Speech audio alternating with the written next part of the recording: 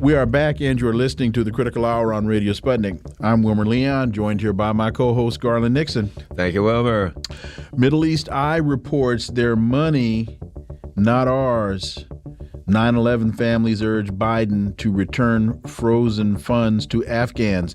This while the United States does not have legal authority to seize Russian central bank assets frozen due to its intervention in Ukraine, according to Treasury Secretary Janet Yellen. But talks with U.S. partners over ways to make Russia foot the bill for Ukraine's post-war reconstruction are starting. Now that, I think, is funny. For insight into this, we turn to our next guest. He holds the John J. and Rebecca Moores Chair of History and African American Studies at the University of Houston, one of the most prolific writers of our time. His latest book is entitled The Counter-Revolution of 1836, Texas Slavery, Jim Crow, and the Roots of American Fascism. Dr. Gerald Horne, as always, sir, welcome back. Thank you for inviting me. So families of 9/11 victims have called on the administration of President Biden to release billions of dollars held by Afghanistan's central bank to the U.S.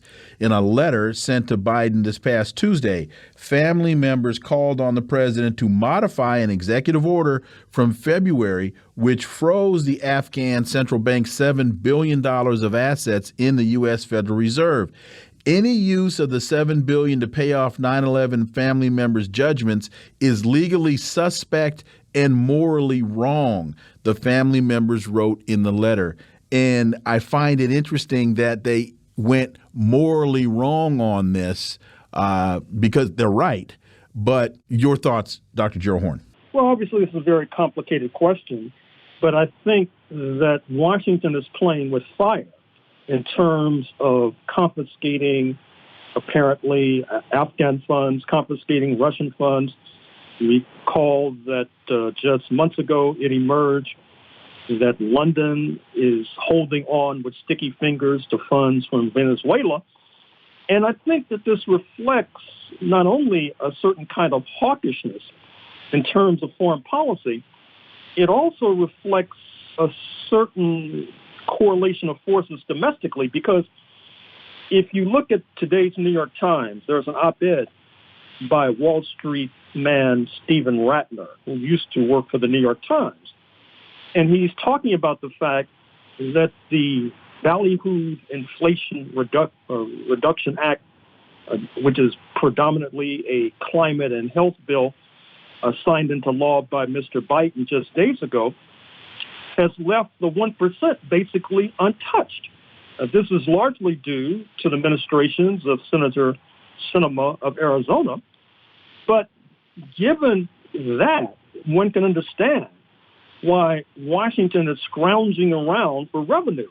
And, of course, reference here the hysteria generated by senior members of the GOP, speaking of Senator Chuck Grassley of Iowa in the first place, who are arguing that this act, which authorizes a significant infusion of billions of funds for the Internal Revenue Service, will lead to armed IRS agents knocking on the doors of the Trump base and extracting funds, which is obviously a bridge too far, but it helps to illustrate why it might be the case that Washington is seeking to plunder the resources of other countries.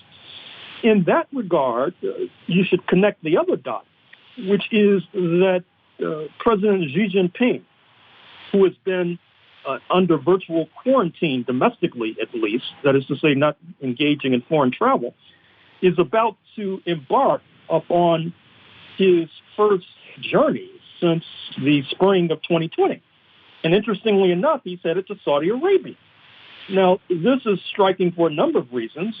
You know, of course, that 15 of the 19 hijackers on September 11, 2001 were reputed to be Saudi nationals, that Mr. Biden went to Saudi Arabia on hands and knees just weeks ago, begging de facto leader Mohammed bin Salman to turn on the taps and pump more oil so that the price of gasoline at the pump might go down.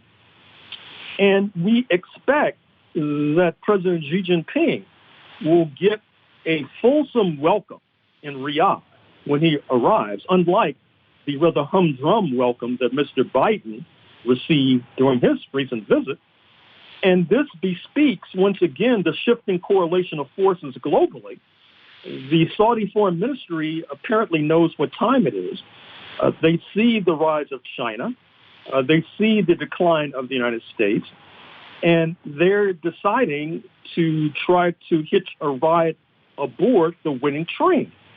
I should also say in that regard that pay attention to the People's Bank of China, which is about to launch, we think, a digital currency, in which case we don't usually give investment advice on these airwaves, but listeners might be well advised to open their piggy banks and deposit their pennies into the digital renminbi, because that would be a vote for the future. Also, when I read, of course, we see the U.S., oddly enough, in UK, they're seizing money from Russia. Recently, the UK went back after the U.S. went to talk to President Maduro about oil. The UK has once again ruled that they have to keep Venezuela's gold because Juan Guaido is the president. So seeing all of this, that leads me to this thing I want to throw out to you, that much like the digital currency you just said, President Putin has said that when the BRICS people and all get their act together, they want to create a new international currency based on a basket of commodities. And Saudi Arabia be involved. One of those commodities would be, of course, oil, which may mean that Saudi Arabia would either demand that currency or say we'll take dollars or this currency or whatever. At any rate, what are your thoughts on looking at this and thinking there's a whole lot of people around the world saying whenever that currency becomes available, I want to do business in that because that way it won't be grabbed up by the West? Well, obviously there's something to your point, but on a more sober note, I'd like to remind one and all what happened to Saddam Hussein after it was rumored that he was going to try to shift out of the dollar for payment for Iraqi oil. What happened to Muammar Gaddafi of Libya when he suggested the same thing. Both men wound up being killed, interestingly enough, both killed on camera. If you have the stomach, you can watch it if you have that sort of gruesome taste. However, with regard to the Saudis, keep in mind that just a year or two ago at the Group of 20 meeting in Buenos Aires, Argentina, Mr. Putin and Mohammed bin Salman were quite buddy-buddy, which raised eyebrows in Washington. Eyebrows were raised further when news reports emerged this year that with regard to the sale of Russian petroleum, that the Russians were somehow selling that oil through the good offices of their friends in Saudi Arabia and reaping revenue at the same time. With regard to Britain and its attempt to loot the Venezuelans, well, you can understand that if you're following the headlines with regard to what's happening in Britain. Inflation's at 10%. At the same time, defrocked Prime Minister Boris Johnson is holidaying in Greece. The two candidates to take his place, Mr. Sunak and Madam Truss, are now trying to out-demagogue one another in terms of how they're going to be the first to cut taxes, even though public services, particularly the vaunted National Health Services, is basically on life support. At the same time, with Brexit not delivering the way it was thought that it was going to deliver, you hear more rumblings, not only in terms of Scotland exiting the European Union, but also Northern Ireland, which is now a component part of Great Britain. You have leaders there talking confidently that in the next decade there will be Irish reunification, leaving a sort of rump England to preside in London. So what's happening to the UK might be a harbinger of what happens to the United States of America, which is having its own rumblings, I'm afraid to say, with regard to civil war with regard to manifest unrest, as suggested by the comments that I just quoted a moment ago from Senator Grassley and Fox News, which are ginning up the Trump base 75 million strong, which can only end in tears. And to your comment about the G20, it's now reported that in the South China Morning Post that Beijing will support the African Union in its decades-long quest to join the G20. Chinese Foreign Minister Wang Yi said this yesterday, and Indonesian President Joko Widodo said last month that he would invite the African bloc, representing 55 countries and 14 billion people, to the summit in Bali in November to help the bid. That's not looking good for U.S. hegemony. Oh, not at all. And recall as well that during the tour of Africa recently conducted by Russian Foreign Minister Sergei Lavrov, he brooded the question of African representation on the Security Council, the top table at the United Nations, where, of course, as of now, there is no Latin American representation, there is no African representation. The only non-European, if you look at the United States as a derivative of Europe, the only non-European representation being from the People's Republic of China. And so I think that the ball will now be in the court of the North Atlantic nations. Will they accede to these reasonable decisions, or will they stonewall?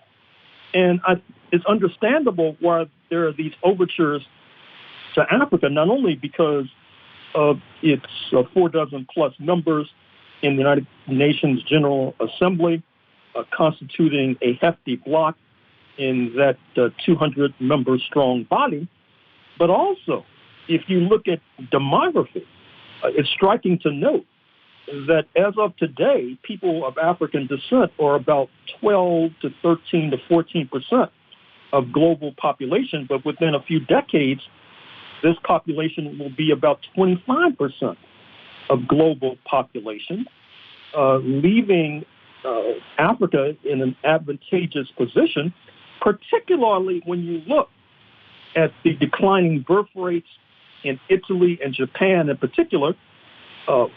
Perhaps with tongue-in-cheek, there have been demographers who suggested that within a few decades, there will be no Italians, there will be no Japanese. Now, obviously, you can't take that seriously, but the larger point is clear, that we are living through momentous times, and the world will be changing accordingly.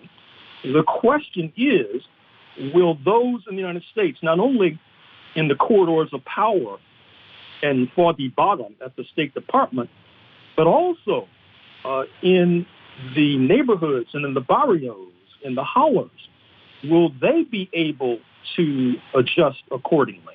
Looking at, this, now the discussion, it's interesting because the discussion now is about alliances with Latin America, alliances with the Middle East, alliances with Africa, that even though it's a very dangerous time, and let's hope we all make it through this unscathed, there seems to be a time of great hope for areas of the world that have been left behind by the European colonialism that is now, transformed into U.S.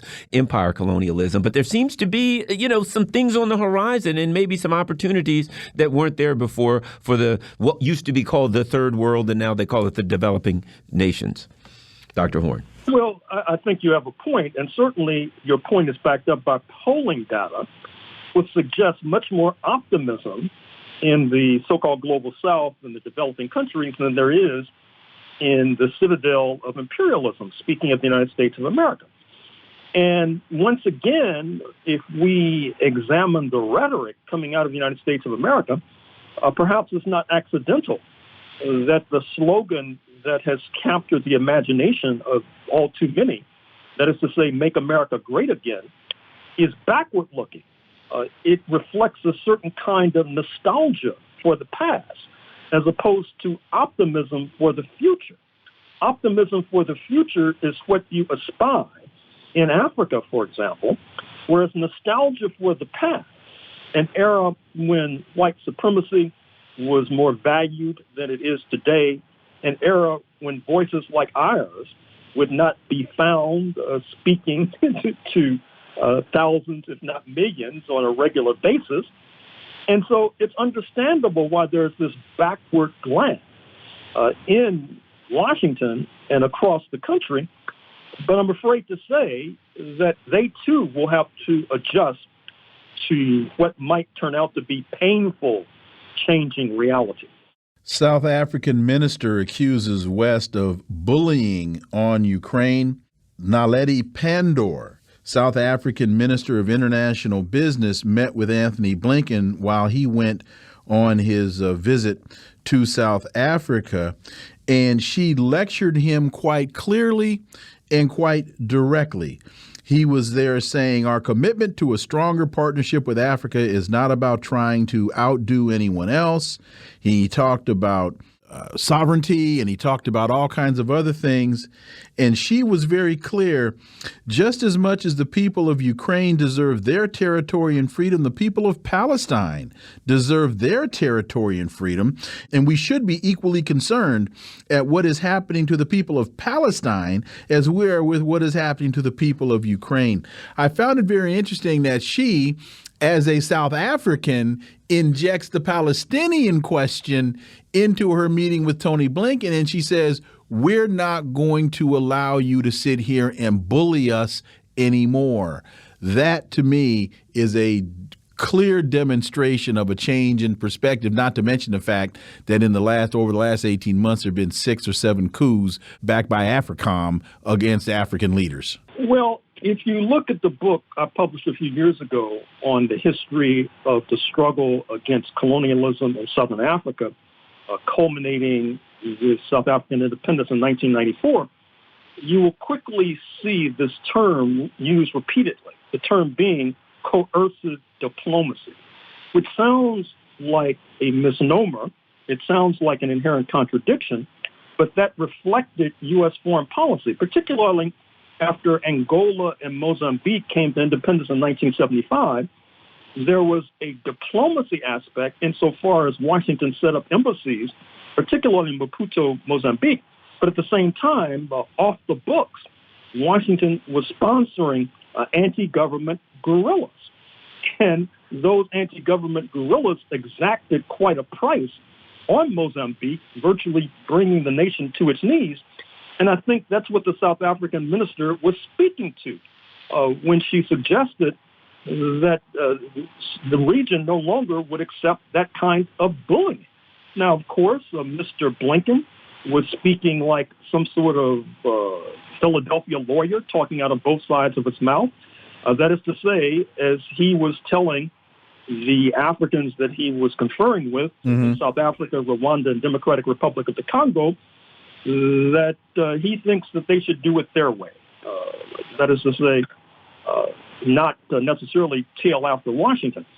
However, they had second thoughts.